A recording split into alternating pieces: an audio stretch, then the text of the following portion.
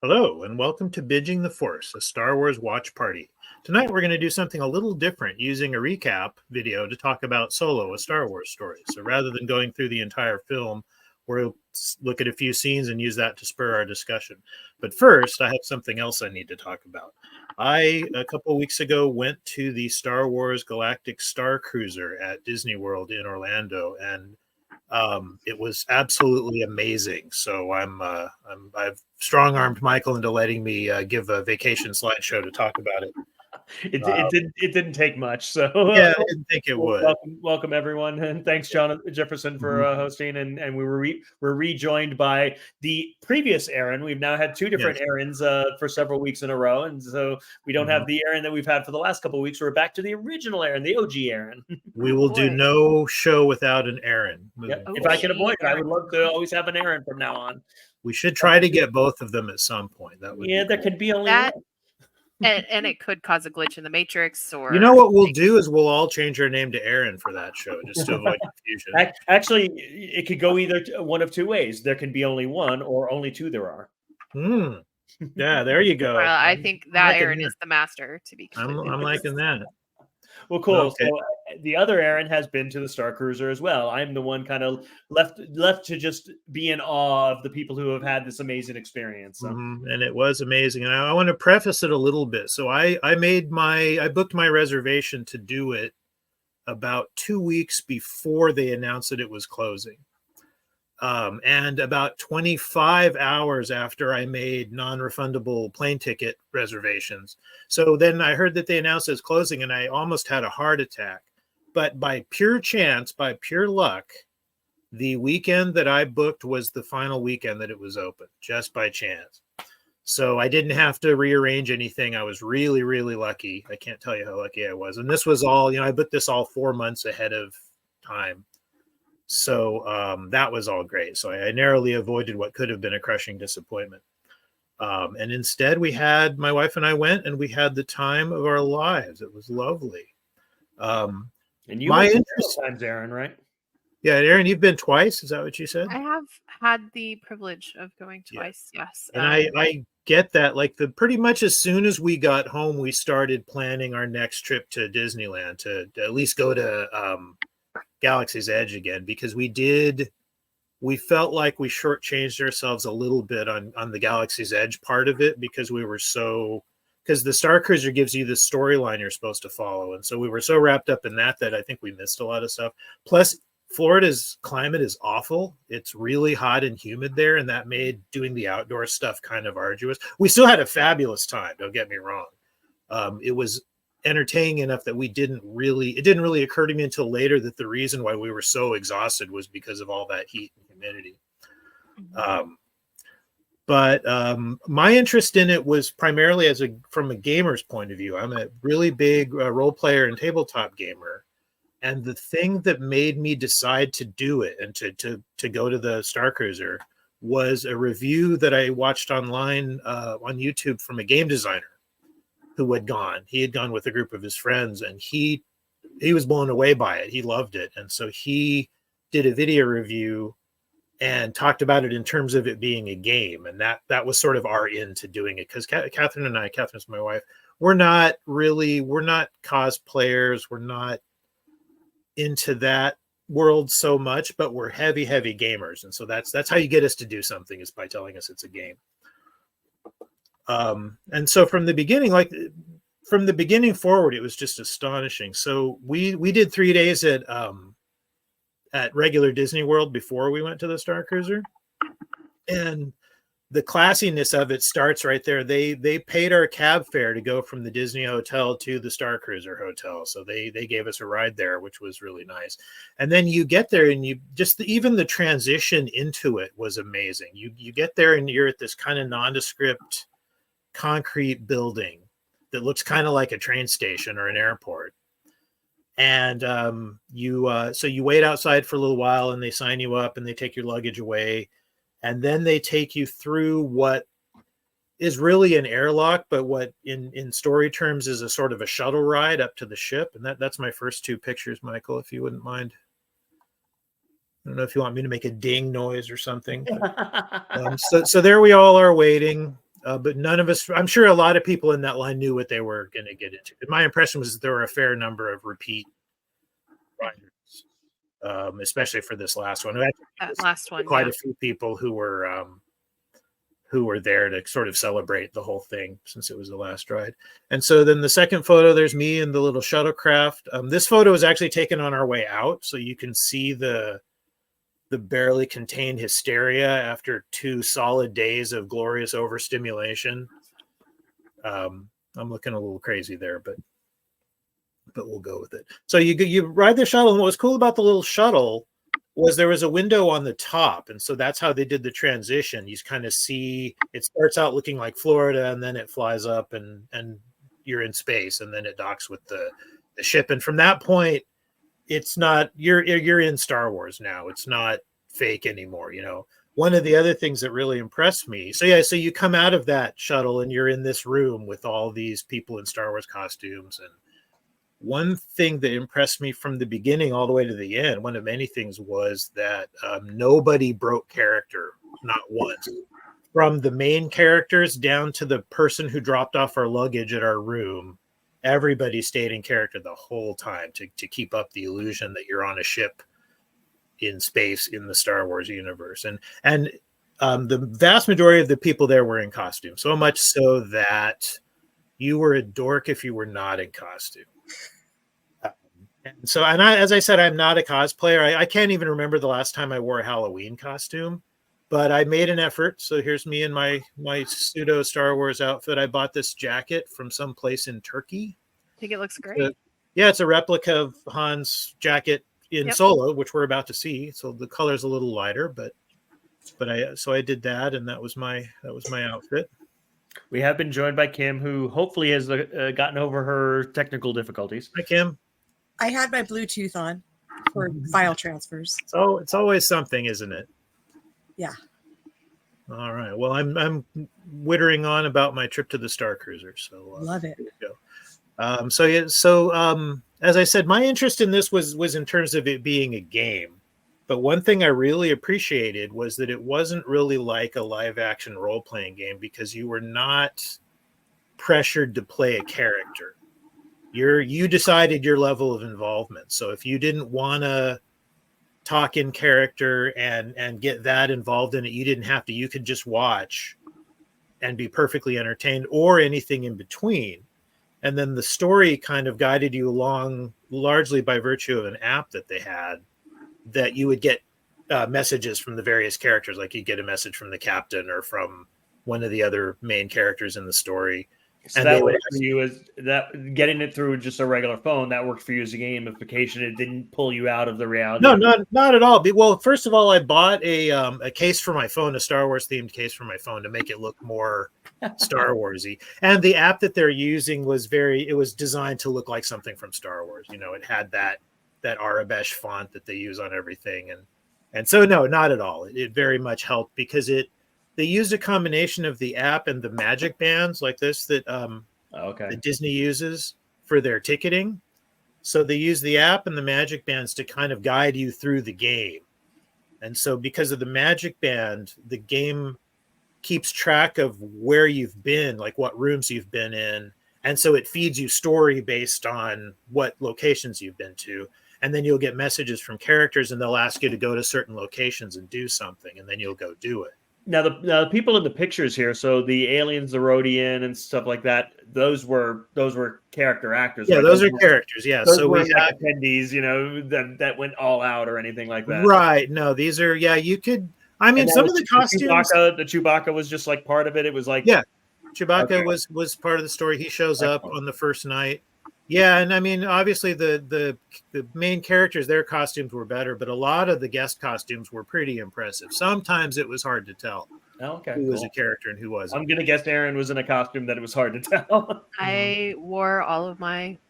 Jin was my first, and actually Kira, which is not approved yet through 501st, but Kira was my costume for the second one, and we dressed to the nines for dinner, just like any other cruise. I don't know if you guys did that as well, Jefferson, where you. For the first night dinner, you dressed? No, I mean, it's, as I said, I am a dyed in the wool jeans and t-shirt guy. Got it. even getting me in a shirt that has buttons on it is a miracle. So I basically, that outfit that you saw on the previous screen, I wore that pretty much the whole time. Yep. I had a couple of different colors of shirt, but that was the only change. And Catherine, my wife, her outfit, you can see here, was a variation on Jyn Erso's. She bought a Jyn Erso costume and then modified it.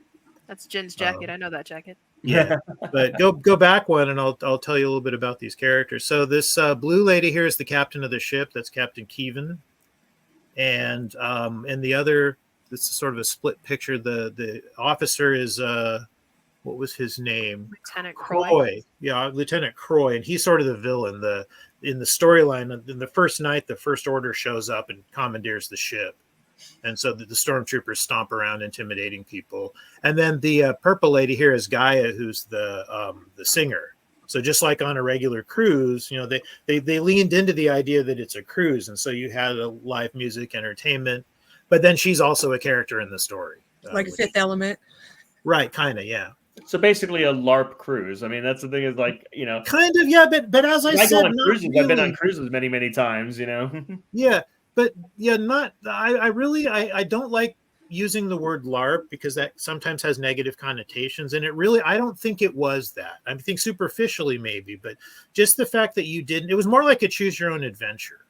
Imagine a live choose your own adventure where instead of just turning to page 6 to see what happens next, it's go to the room down the hall to see what happens next. And so it was this great mix of stuff happening on the app and then the app telling you to go to real locations where you would do stuff. And then another part of it was the ship's concierge, which you can see on this little screen over here, the droid, what was her name? D309, who, this was amazing to me. This was using rudimentary insurance company customer service technology. They had it was a program series of, you could talk to this droid and she would answer you. And it was just like when you try to get customer service on the phone, they ask you to say stuff, but this one worked a lot better because Disney paid for it. And so she would help you with stuff. And also on the second night, her little control room gets attacked by the stormtroopers. And so she becomes part of the story too, which was pretty cool. And another fun thing we got to do was we got bridge training on the first day. So we got to learn how to operate the ship. And this was the most video gamey part of it. It was it was sort of everybody had their own little screen, but then there was also this gigantic view screen that showed what was happening. And that was something else that was kind of cool. All the screens were coordinated.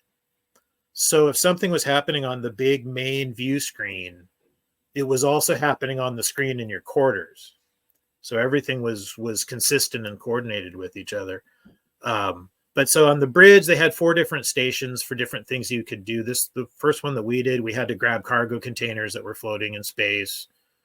And then there's a weapons thing where you have to shoot target drones. And there was, my favorite was the shields, which was kind of like Space Invaders in reverse. You have to move the shields to block asteroids from crashing. But that was something that was really cool about it too, was that, so day 2, you go to Galaxy's Edge, which is the main Star Wars attraction at both Disney places. And they integrate that into the story of the game in a couple of ways. So one of the ways that it did for us is we went on the Millennium Falcon Smuggler's Run ride and did an absolutely terrible job flying the ship. We were just awful. But the story of that ride is that you're smuggling coaxium for Hondo Ohnaka. And so after we finish the ride, we're walking out of it and we get a message from Captain Keevan saying, "Hey, did you get the coaxium from Hondo?" And you have multiple choice answers. And the one that we had to be honest and answer was, yes, but we crashed the ship in the process, which was great. And that really does tie into the rest of the episode, because I had to work on the subtitles for the video we're going to watch later with Solo, and coaxium's like on every other sentence. Sure. Yeah. It's the MacGuffin for sure. And then this photo is at Oga's Cantina, which is in Galaxy's Edge. And this was another clue we had, is we were supposed to ask the bartender for information. We were supposed to tell them a code word, somebody sent us for something. And we did. And the bartender kind of looked at us and then gave us coaster that had a QR code on it that we could scan, and that moved us forward in the story, which was pretty cool. So it encouraged you to explore Galaxy's Edge, because that was the sort of the main moment of the full day that you got. So that was really fun, but at the same time, we were so focused on playing the game while we were at Galaxy's Edge that I think there's a lot of just Galaxy's Edge stuff that we missed, that we didn't catch. But it's incentive to go back. Yeah, I mean, I've done Galaxy's Edge over at Disneyland and enjoyed a lot of it there. And yeah, I've not known anyone who did the Millennium Falcon thing and did well at it. I think. Yeah, and we like were first timers. I've met almost no one who ever makes it to like the front. I was in the back, like where I was at the weapons console. I had like one button to just press continuously. Yeah, we did make time to go to the droid depot and build some droids though, so that was fun. So they would use big things like dinner and other sort of scheduled events to bring forward the major story points, which is what's happening here. This is the one of the big story reveals about some of the characters in the story, and so that's how they would kind of make sure that everybody was there for the major story beats. Something else they did, going back to what I was saying about getting a message from the captain about the coaxium, what that ended with was great. Glad you got the coaxium. Now meet me on the bridge at 6:30. And so that's how they kind of created smaller groups of people that could go on the bridge. And this time we had our training yesterday, and today we're getting attacked for real, and we have to help the ship fight off the TIE fighters. And I don't know if it was the same for everyone, but in our storyline, and that's what was kind of cool, is that it's not the same story for everybody. So like Catherine and I, we did most of the same stuff, but even our stuff veered off a little bit. But in our story, we helped Ray sneak aboard the ship, and so Ray comes on, and she's there to help solve the problem. And that was what was kind of nice too. And that's why I still hesitate to call it a LARP, because a lot of it wasn't so much we're the heroes; it's we're helping the heroes. And the heroes are still, we're not going to fight Kylo Ren, Rey is, but we helped her get aboard the ship so she could do it. And then this little picture in the corner illustrates what I was talking about earlier about the screens that's the screen in our cabin. So that's next to our bed, and that was moving the whole time basically. Yeah, and when we got back from Galaxy's Edge, we stopped by our room to rest for a few minutes. And apparently, what happened while we were there, the ship went into hyperspace and came out in this asteroid field. And apparently Lieutenant Croy had commandeered the ship and told them to take them off course. But it was just so cool that it was all so consistent in different areas of the ship. You could do, all these different things. So I have so many questions. You do? Okay. Yeah. So it's not a cruise. It's not a boat. It's a not hotel? A boat. It's a hotel. I didn't know. It's a spaceship in outer space is what it is. Shush. But it's in Florida? Yeah, it was in Florida. Yeah, no, they built it into a warehouse in Disney World in Florida. So you enter it, and once you enter it, you're on the Starcruiser. You're basically on a cruise in space. So. Right, and everything. Yeah, you missed the first couple of minutes, Kim, but everything was so well done, and all the they call them cast members, all the employees. Nobody ever broke character. They were always in character all the time. Even the bartender the night that we went into the bar he even had the ship's logo tattooed on his arm. So clearly, and we didn't because of that, because everybody was going to such effort to stay in character, we didn't try to engage anybody in conversation. But we did finally, as we were leaving, we talked to the guy who was helping us with our luggage get into our cab. And our little short conversation with him made it pretty clear that this was the choice job at Disney World. This was a job that everybody wanted. And it was so clear that everybody just cared so much about doing it right and doing a good job. It was. I don't think they advertised it well enough. Sure. You just didn't know what it was. Mm-hmm. And I think a lot of that is that this was totally unique. I have never experienced anything like this before. So that they had nothing to compare it to. They had no way. I disagree with that. We did the Star Trek thing in Las Vegas. Oh yeah, I did that a couple of And times. all the people there stayed in character the whole time when you were in The Corpse difference Bar. was that Star Trek thing was 20 minutes. This was 3 days.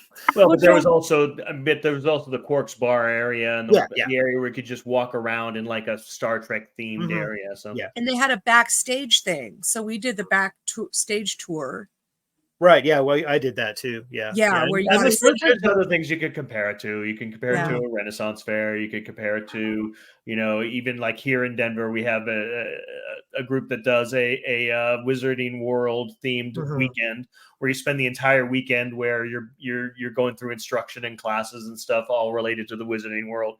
They've created their own fictional American school of wizarding within the Wizarding World. So it's not the place in England through the franchise that is now problematic to discuss, but it is an American school within that same world there that they have created completely fictionally. So there are things like it, but nothing to the extent that that Disney spent to really make this an immersive experience, from a visual, auditory, from a physical, from a tactile, to the level of immersion that they did with this. Right. Yeah. It was off the chart in terms of just how intense an experience it was, to the point where like we got back. Oh, and the final thing I wanted to add about how classy they are, they paid for our cab to the airport when it was done. Also, just sort of the icing on the cake. We were going to leave on the third morning, and they asked, "Oh, do you want us to call you a cab?" Because we were going straight to the airport, and we said, "Oh yeah, sure, that's great. Here's your voucher for the cab." Well, that wasn't. And you think that was probably because it was the last run? No, I don't know, but I mean, it certainly wasn't. As well, Erin. They did that for every cruise. It was part of the service. Nice. And that so, is yep. Jefferson's experience from a gaming perspective is amazing to hear, because I went as a Star Wars fan. Like, this was not, for me, the first time I didn't know what to expect. And I found that it was more of a and I did a lot like you did, Jefferson, where I participated. I did the phone piece. I didn't really have too much of a character. I did engage those main characters. But at the end, like, tears down my face, because it was one of those kind of moments in my life where my inner child was like, holy crap, this exists. And then my second voyage, the more I interacted with the characters, we would use that M band. So we would have quests and things off of our data pad. So we would take our data pad and we would follow those to get into the main events kind of the second day. But most of our stuff was done, like, I sat with Wraith Cole, who was Gaia's manager. He was the scoundrel, and he had the smolder, and he was delightful. Interacting with him was great. And he, like, every single one of these actors, you could tell the passion.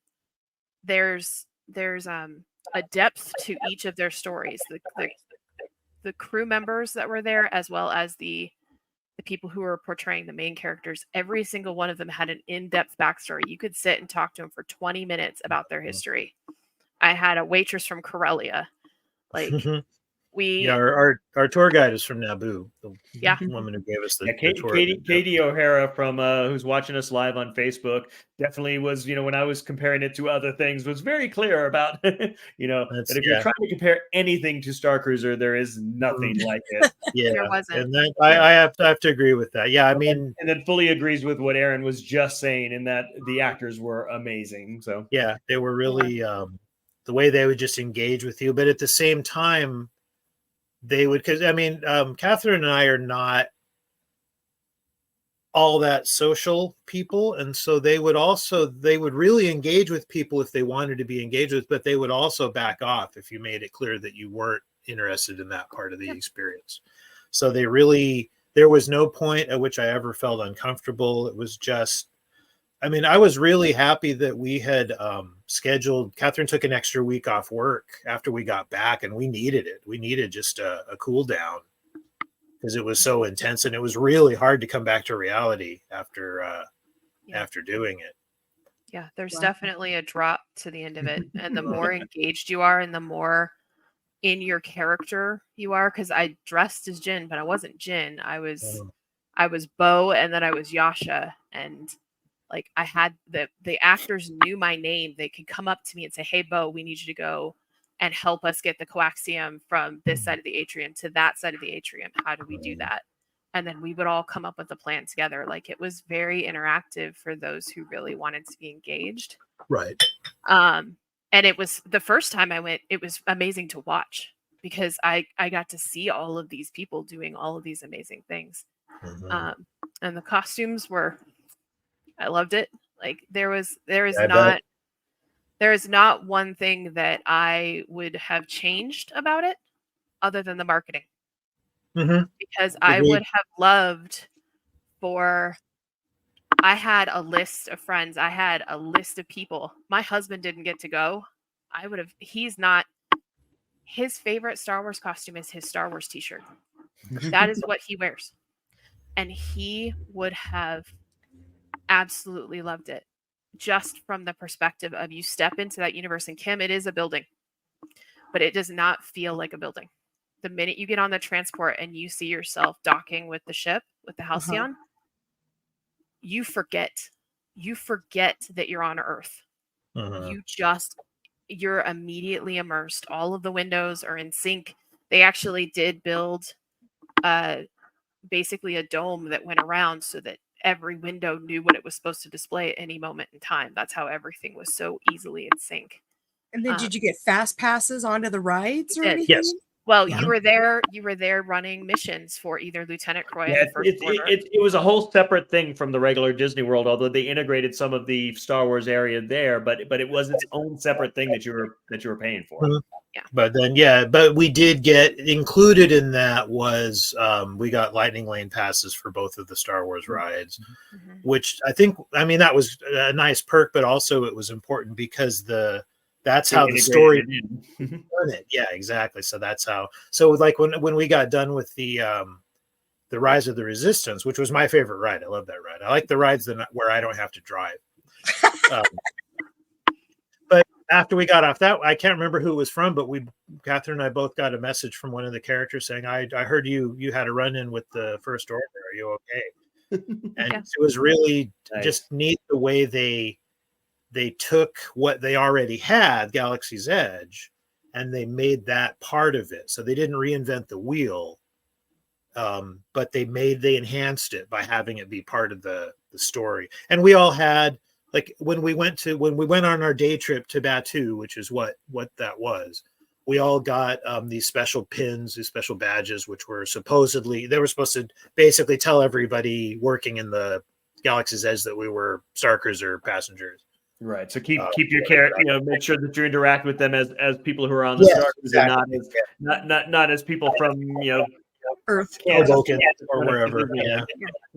Yeah, exactly. Yeah, and as Erin said, once you're in the door, I would change nothing about it. There's nothing that I would. Yeah. So for me, I didn't get to do this, but I've been on cruises many times, and Katie threw something in that is like very much like a cruise. When you're on a cruise, you're on a cruise because you can hear the water outside, you can hear the hum of the engines. And she was throwing in that that I guess once you're in there, there's a vibration. That the whole time you're there on the ship, you feel like you're in space and feel like you're on a ship because they've made the environment so immersive there. One of my favorite places on the ship was the engine room. Yeah. The engine room had all these goofy little sort of physical puzzles that you had to do in order to keep the ship going. And at one point, as part of the story, we were in the engine room for a secret meeting, and there was an emergency, and we had to run all the machines in the engine room to keep the ship going. And we didn't have quite enough people, and so there was one puzzle that was this wall of switches, like big handle type switches that you had to switch back and forth. And so the pattern that you had to match would come up on the screen, and then you had to hit all the switches at the same time. Well, there were only two of us. There was a guy there watching the screen, and then I had to do all the switches. And at one point I was using both arms, one leg, and my face to try to get all of these switches the same. It was like it reminded me of the scenes in Metropolis. It's like Metropolis when the guys have the big clock arms that they have to. Yep, or a Harold Lloyd movie. yeah, exactly. Yeah, it was, but it was just I can't. In some ways, it's probably best that I can't do it again because I could easily bankrupt myself. Yeah, I mean the thing that I heard consistently, every single person who never did it only talked about the price, and only talked about the issue of the price. Everyone who I've ever heard that has done it has said it was worth every single penny. Absolutely was. Absolutely was. I mean, what's money for if not to allow you to do things like that? Yeah. So Jefferson, did you just have the room, you and your wife? Yeah. So it was approximately. Yeah, it was I mean, I know that it's much more economical if you go in larger groups because, like, the smallest you were basically paying for the room. You paid a certain price for the room, but then based on the number of people in the room, that price per person kind of went down. So. Yeah, exactly. So it's not like 2 people doesn't cost the same as 4 people. It still costs more for 4 people because you're 4 people, you're going to eat more food, and all your meals are taken care of too. Even when you're at Galaxy's Edge, you get a voucher. They put it on your Fast Pass on your Magic Band, so you get free lunch at Galaxy's Edge too, on top of the meals that you basically get. Once they got you for that, they were going to give you the world. You know, once you paid that amount of money for the Starcruiser. And the food was amazing. Even the lunch buffet on the day we arrived was and again, you know, we're not, Catherine and I, we don't go to fancy restaurants. We're not foodies at all, but I can tell the difference between good food and bad, you know. And the food was just amazing. It was excellent. Was it chicken nuggets? It was not chicken nuggets. It was tip-yip and mac and cheese. Yeah. It was not. Oh, Jeff would have starved. Yeah, it was space food. Nothing from a cow. Yeah. Oh no, they had magical beef. The first night they brought out that was steak. Yeah. And I don't know what that recipe was, but I swear if somebody has that recipe, please get in touch with me so I can remake it. And something else about the dinners that was, I think, that was very calculated was that it was like a prepared meal, like a chef's meal. So you didn't go in and order dinner because I think that would have taken you out of the. So if you're a vegan or something, what happens? Oh, they asked all of that when we first made the reservation. They asked all those questions, and neither Catherine nor I are vegan, so it wasn't. There weren't any food issues. If you had any special needs, they probably already knew that in advance and made sure that was all covered. Yeah.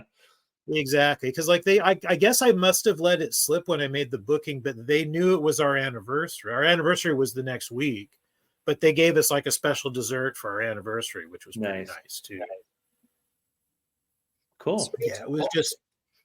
It was. I mean, it sounds like an amazing experience that, unfortunately, like, you know, it seems like it's going away, but we'll see. I mean, you know, they've got the warehouse full of stuff. There's certainly some ways it could be repurposed, or maybe someone buys it or something. I think, I don't like I got approached to do some market research from Disney. That next week I'm supposed to have a video call with somebody to do like a full on, like they told me to set aside an hour and a half for like a full on one-on-one marketing interview where they're ask me tons of questions about it. So I don't think and I have to sign an NDA, so I can't talk about it anymore than that. I hope you didn't sign an NDA in advance that, you know, you're discussing it now. So.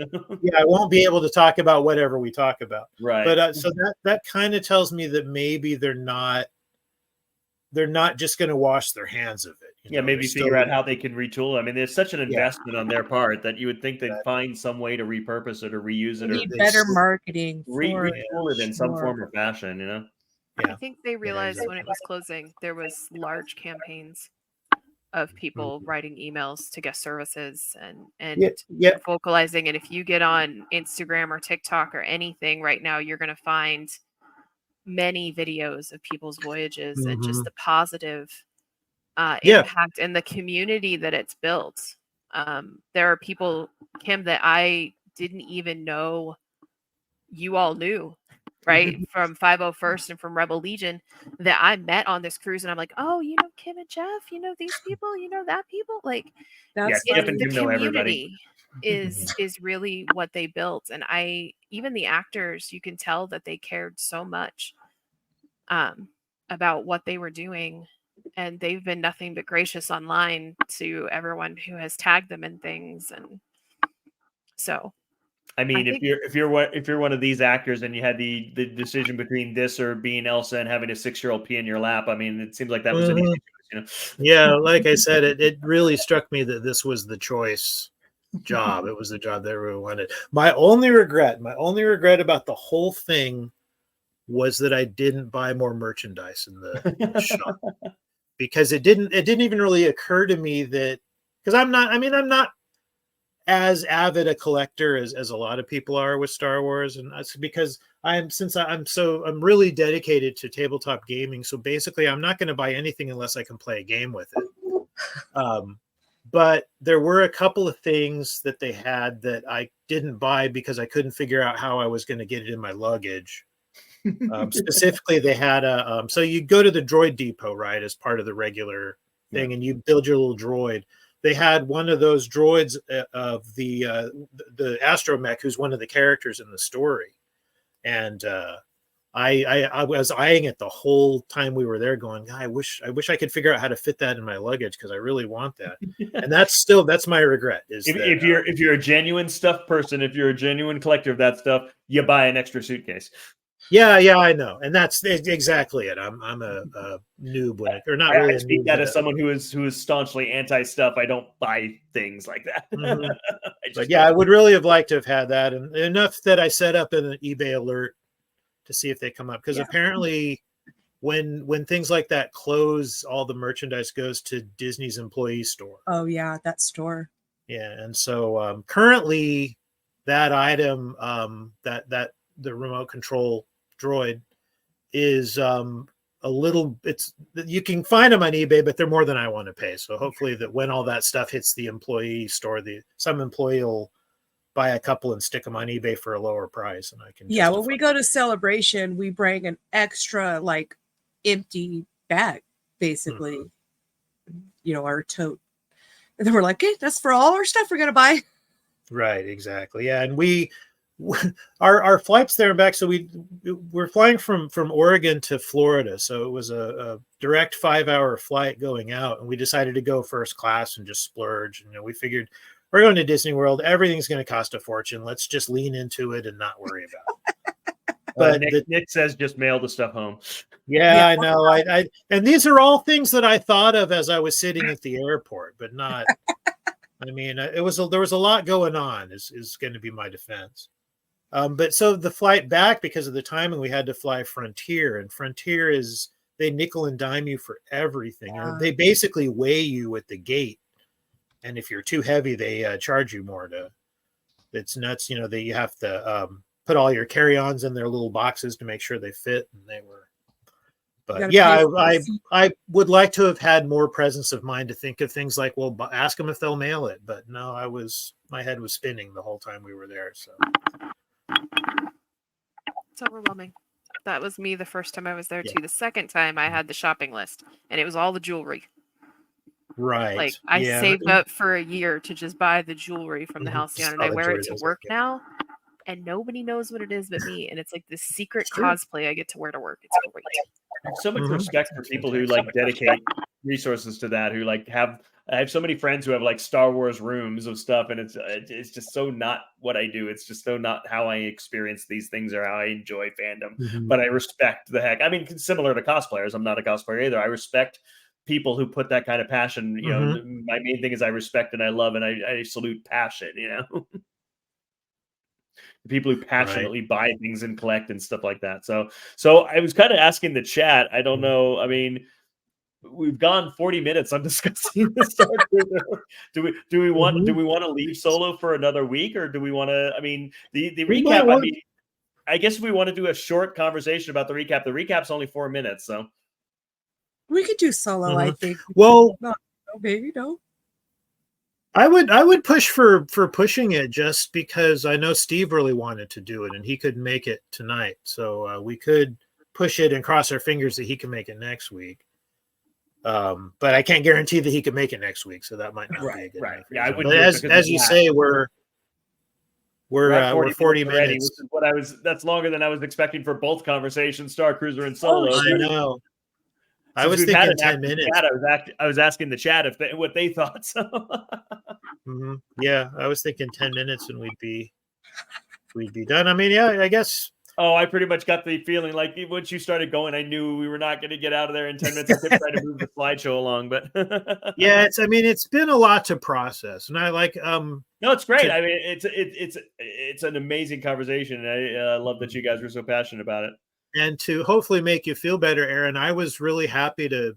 So I got back. So we did this on September 30th was when we got back. And I was happy to push our discussion of this an extra week to give me time to not also break down in tears talking about it. So that's why we're doing this a week late. Okay, so I think all I do is cry because I think the last time Nick is saying he came just for solo, so pushing it out now makes me a master clickbait, and I do not want to be that. So let's get moving then, and let's go ahead and let's talk about Solo. Let's do it. I'm ready. I watched it twice.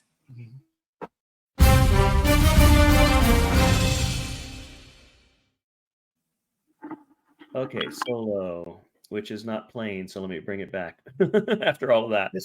This is a good segue. This is my outfit for the Starcruiser was inspired by Solo's outfit in this. So. I'm watching it right now.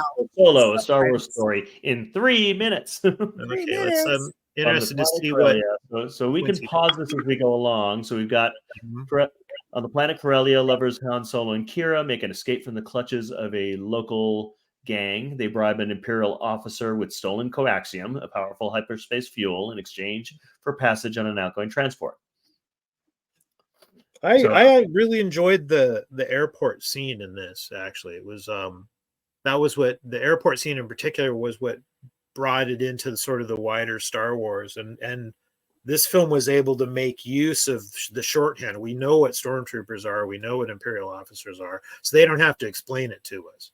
And then they can just use that shorthand to know that, well, these are guys they should be running away from. And at this point, I mean, obviously we've had trailers and everything, but we don't know who these lovers are. We don't know who this couple is or anything like that. So she's apprehended. He vows to return for her, but instead joins the Imperial Navy. I'm going to be a pilot. Yeah. Which he says about 900 times in the film. I did want to actually mention, though, I had $1 million idea the other day. Which I'm going to give to you, the wider internet, for free. Wow. How about a buddy cop movie starring Alden Ehrenreich and Sean Patrick Flannery, who played young Indiana Jones? Right. And Harrison Ford could be their grumpy boss. Yeah, of course. Sean Patrick Flannery is now like 50s. No, that's okay. He can be the I'm too old for this stuff one, and Alden can be the young brash one.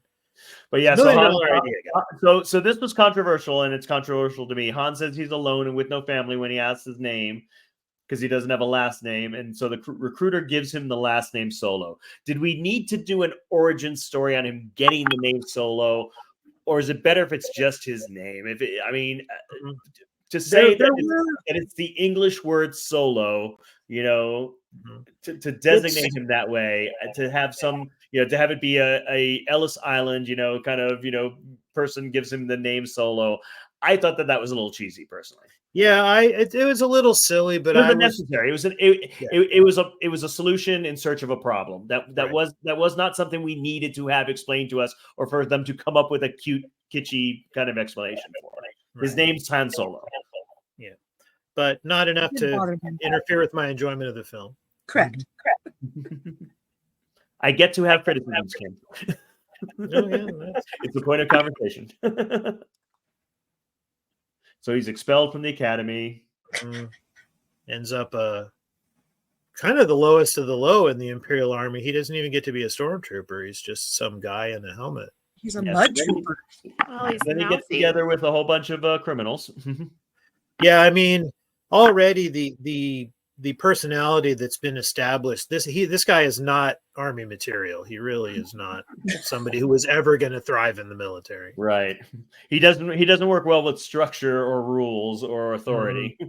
He was part of a street gang in Corellia growing up. So right. Yeah.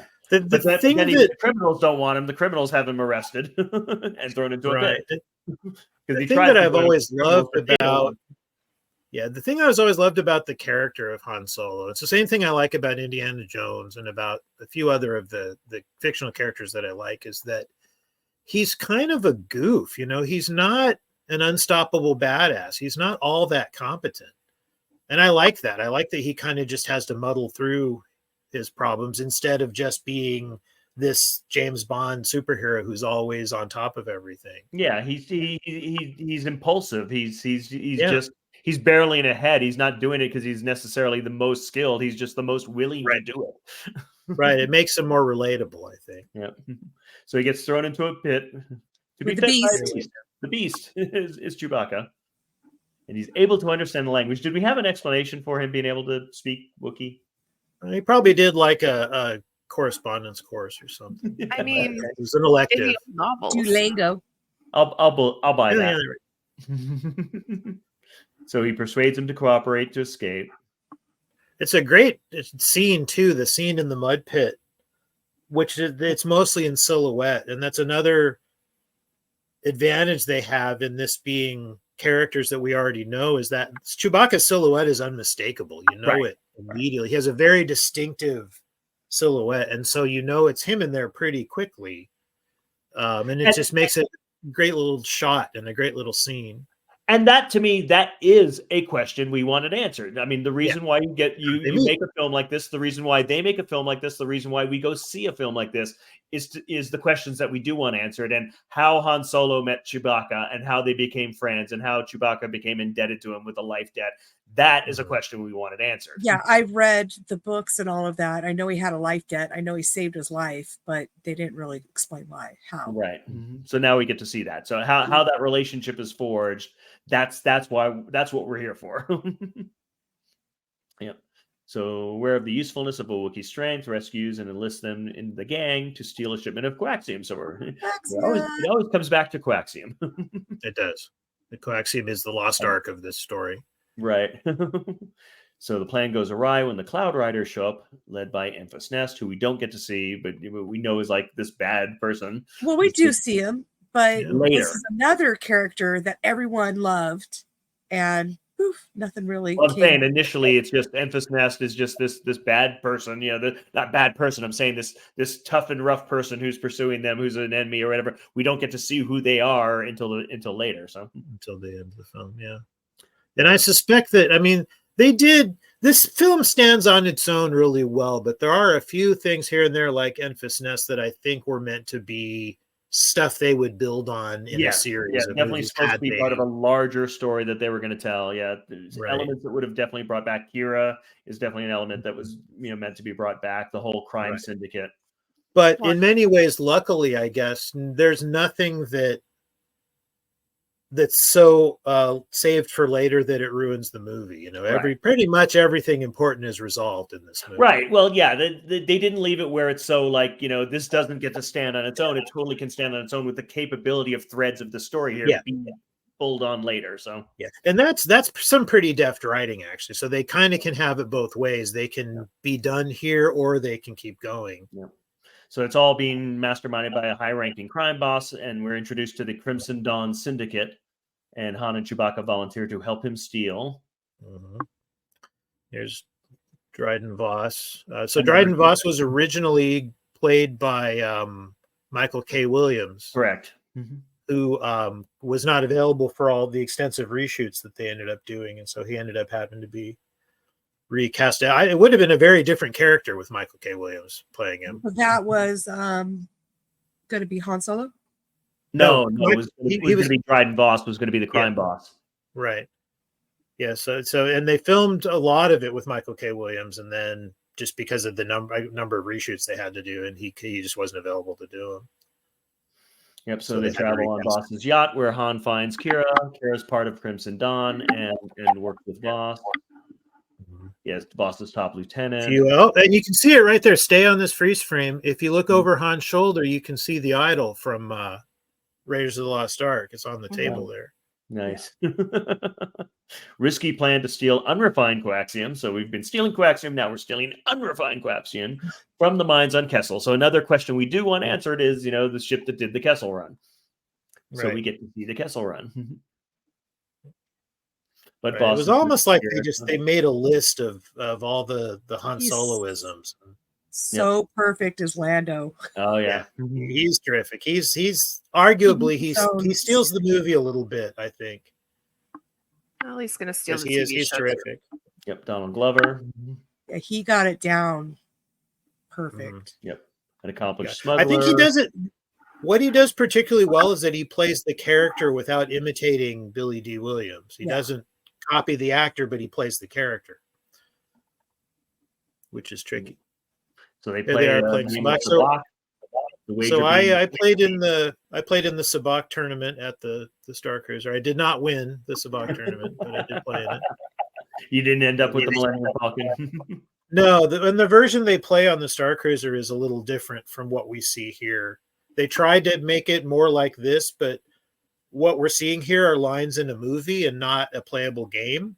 Yeah. And so the game that they came up with based on what we see in this movie was just too complicated. People couldn't figure it out. So they made a much simpler version. I've watched every James Bond movie multiple times, and I have no clue how to play Baccarat. Mm-hmm. Yeah, me neither. But yeah, so Lando cheats, but agrees to still join the mission in exchange for a share of the profits after reaching Kessel in the Millennium Falcon. I kind of like this too because they can't have Lando be too heroic. Yep. Because in Empire Strikes Back he does that massive betrayal, so he can't be. He has to be a little sinister. He can't. Yeah, Han and Lando are not supposed to be good guys. Yeah. They're bad guys with hearts of gold, but we have to get there. So we're introduced here to Lando's droid co-pilot L337, and the pilot the droid instigates a slave revolt. They steal the coaxium, but L3 is severely damaged, and Lando is injured during the escape. It's actually a pretty brutal scene, this, with them getting blasted away by those. Yeah. Usually only stormtroopers getting hit by blasters and they just fall down. And then L337 was played by Phoebe Waller-Bridge, who obviously they liked her in the Lucasfilm universe there, and used her in the latest Indiana Jones movie. Indiana Jones, yeah. So it's only a matter of time before she does something for Marvel. Yep. That's an interesting point there. That basically with the backstory here, we learn that the droid, who we get to know as a character and get to really enjoy, gets injured, but then they take her computer, basically her brain, and hotwire it into the ship.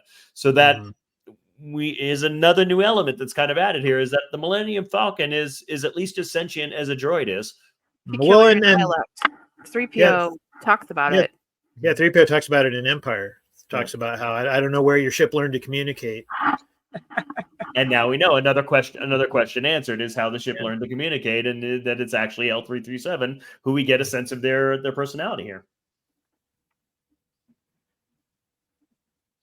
He pilots a ship through a dangerous, uncharted route to elude an Imperial blockade. This is probably my favorite sequence in the film, is the whole flying through the... Yeah, well, and again, an unanswered question: the ship that flew the Kessel Run, and in how many parsecs or whatever. And I love a giant tentacle monster. So I don't know if I've ever gotten a big tentacle monster than in that sequence. Space octopus. Yeah. Okay, so we're processing the coaxium during a confrontation with Enfys, who tracked the team from Bandor. So Enfys does come back, and now we learn more about Enfys. And in the background, we have Warwick Davis playing his 9,000th character for Star Wars. And let's see. So Enfys was played by Erin Kellyman, who was used by Marvel in Falcon and the Winter Soldier. Yeah, she was good in that too. She was very good in Falcon and the Winter Soldier. Yeah. Okay, so Lando flees in the Falcon. Let me see, you missed that. Lando flees in the Falcon. Enfys explains to Han she and her crew are not pirates, but they're rebels. Enter the rebellion. They're trying to prevent the syndicates and the Empire from gaining power. Han becomes sympathetic and tries to trick Voss, but Beckett has already alerted him to the double cross.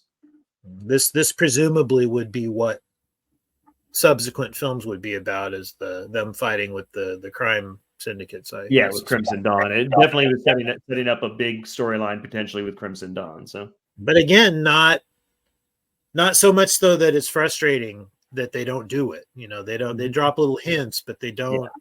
Well, it's not unfinished. It's not you're not frustrated that they didn't finish the story like you so often are with films that are just intended to be franchise setups. Yeah. But they get overpowered and they basically leave Voss defenseless.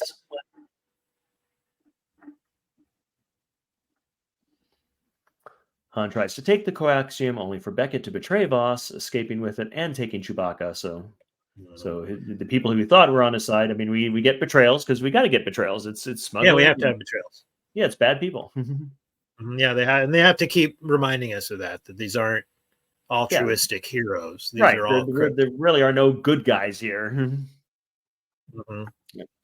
So Kira then betrays everyone and contacts his boss's superior, Darth Maul. And this, of course, is the biggest sequel setup. But again, we already know what happens to Darth Maul, so it's not annoying the way sequel setups so often are if the sequel doesn't get made. Right.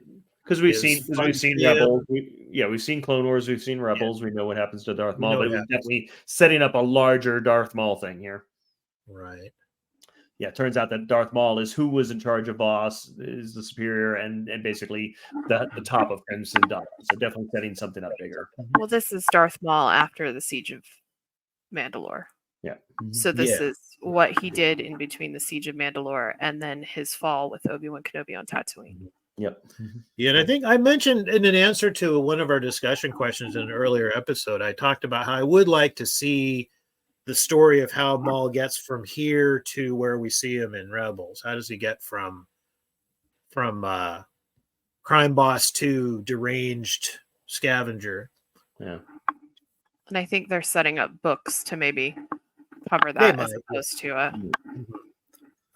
I used to read the Star Wars novels really avidly back from those first Timothy Zahn Thrawn books, but the more recent ones that I've read, I really haven't cared for very much. So I don't really follow the books as closely as I used to. There's definitely setting up. I mean, you wouldn't cast this actress, unless it was going to be a larger involvement later, so sets her up as someone high in the Crimson Dawn. So there's definitely a crime syndicate kind of story that we're setting up here for the future.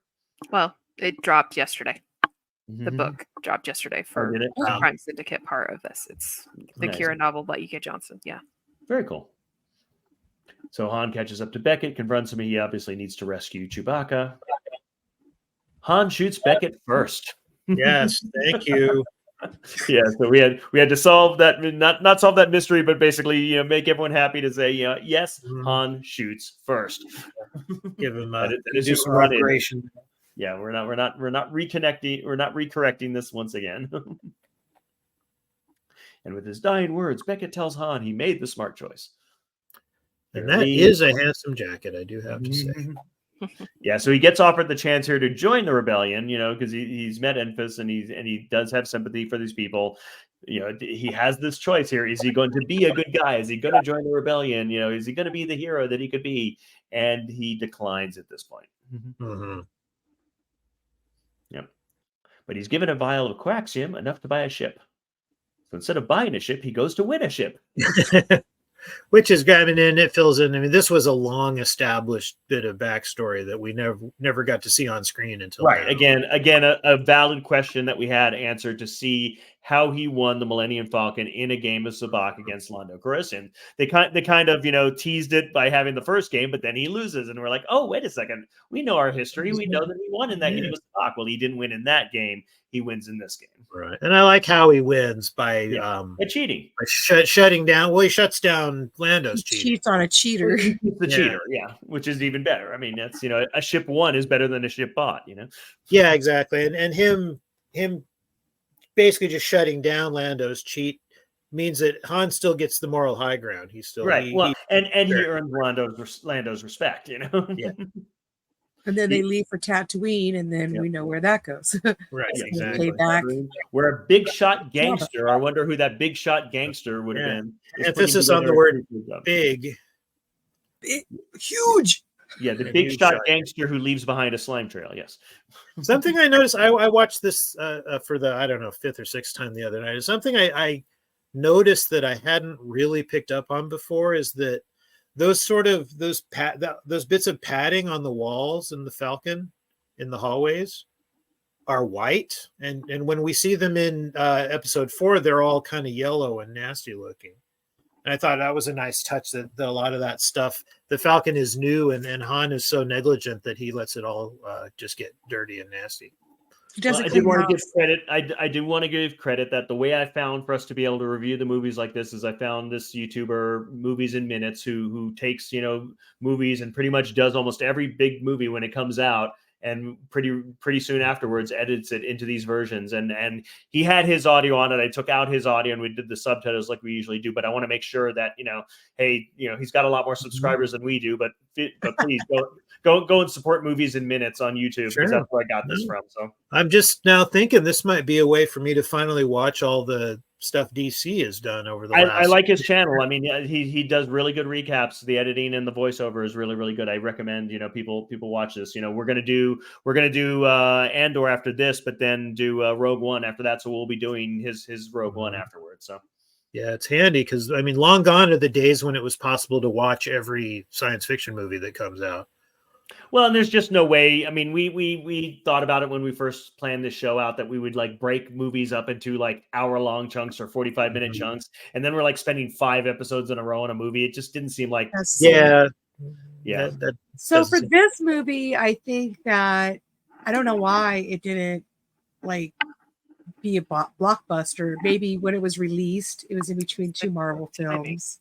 Additionally, director thing that was a big So they originally had 2 other writer-directors, Phil Lord and Chris Miller, who went on to have huge success with the Lego movies, with the Spider-Man Spider-Verse movie. So but they were basically they had shot a bunch of this movie and then got fired, and they were replaced by Ron Howard. Ron Howard reshot a bunch of it, but I think to sort of answer Kim's question a little bit, I think one misstep was this Solo came out 6 months after The Last Jedi, so that was the shortest ever gap between Star Wars films. And even looking past that, there had been a Star Wars film every year from Force Awakens on, and I think it was maybe just a little too much. I think they were seeing some diminishing returns, and they were making the audience numb to new material because they were just putting out too much of it. And I think Kathleen Kennedy learned the wrong lessons from it. I mean, the coming out afterwards and saying we're not going to recast any actors anymore, because that's what failed. I'm like, that's not. I mean, Alden Ehrenreich was great, and I mean, all the kind of characters who were replaced here were great, and the actors were all great. The film is fun, So the Han Solo, like, I just did it for like the first maybe 15 minutes of the film, and then I'm like, okay, I see some of his expressions, and I see some of his attitude, and then when they were in the shower together, that was like, okay, he's Han Solo. Just the what he's saying to Chewie and his profile, and I was. That's the thing. I don't think the reason the film didn't do well was having to do anything to do with the film, because to me, the only thing we're looking for out of a Han Solo movie was to answer certain questions, and they did, even though they answered some we didn't ask, but they answered all pretty much all the questions we had, and cowboys in space. And we had a fun, and it was fun. That was the bottom line. What do you need from a Han Solo movie? You need it to be fun. It's a fun romp. Yeah, exactly. Yeah. The tone was perfect for this character. The train episode where there's like train robbery, sure, some classic Western stuff. I mean, I absolutely would love to see these actors come back in because we've now got that 5 years past Return of the Jedi timeline, that we're doing right now. I mean, I don't see any reason why those actors couldn't be brought back for that. I agree. I thought Alden Ehrenreich was terrific. It's so much so that I said at the time, and I'll still say now, let's go ahead and let him be Indiana Jones too, just to avoid confusion, keep things simple. But I thought he was great. You've been a little quiet, Erin. You guys have all had a lot to say. I don't want to interrupt. I don't want to steal the thunder. Bring the thunder. I am very much a Han Solo fan. I do think that it was Star Wars fatigue. I think there was a bit of the backlash that happened after The Last Jedi. Yeah. And the path that Rian Johnson took with that film, and there was some consternation. I had some, but I was never going to turn down something to see my favorite scoundrel. I really did enjoy the movie. There's a lot of things that weren't covered in that 3-minute movie that if I had hours and hours, I would go into and talk about, because I do appreciate a lot of the backstory. There were some nods to some of the old Legends books throughout there, some kind of deep cuts, which was nice.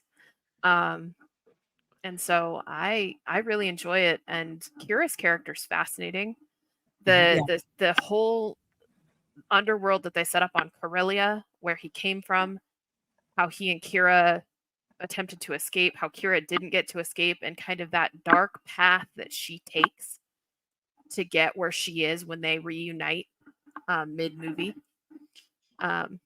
There's one of my favorite scenes is when he first sees that Millennium Falcon, and it's at about the, I want to say 36, 37 minute mark, and there's David W. Collins, who is he does this podcast for the music of movies all over. It's great. If you're not listening to it, you should be. But he talks about that very specific moment, and typically in movies where there's a love story, the 36, 37 minute mark is where the main character meets their true love. And the fact that it's the Falcon. Is the Falcon. Yeah. Every time that music starts to play and you hear that Falcon theme kind of come through, it just melts the heart. And I thought I was going to hate it because no one can replace Harrison Ford in my world. But I was with Kim 5 minutes in, and I'm like, okay, this might be all right. And then they get to the Chewie scene. You hit on the word that was escaping me during the recap, was because I was saying like bad guys, and I'm like, they're not bad guys, they were bad guys with a heart of gold. Scoundrel. The word I was looking for is scoundrel. You know? Scoundrels. That's why it's the princess. They're and the not scoundrel. supposed to be good guys, they're supposed to be scoundrels. Yeah. And I have a deep love for Han Solo. That was my trigger when I was a kid, was getting a crush on Han Solo. Well, interesting. Whereas for me, it's Jedi in their prime action. Mine was Luke. For me, it's Jedi in their prime. Yep. So I was in love with Luke. So I can see now the X-wing stuff. Yeah, I get it. Well, okay. This great two really, really great conversations. We're now pretty close to our longest episode ever, in an episode that I thought was going to go 20 to 30 minutes, which is no problem because it was like two really, really great conversations. Thank you so much for joining us, Jefferson, Erin, and Kim, as always. We are going to start a conversation next week, beginning with the episode 1 of Andor. Looking forward to that. I love that. And we'll see the rest of you. For all the audience out there, thank you for the audience joining us. Katie and Nick and the kind of people out there who've been watching. That's great. I love that you guys were chatting in there. They joined us mostly on Facebook on Binging the Force. If you want to listen to it on audio, look in your podcast clients for Binging the Force. And importantly, like and subscribe us on YouTube. That definitely helps us grow. So at Binging the Force on YouTube. Thanks, everyone, and we'll see you next week. Right, nerds.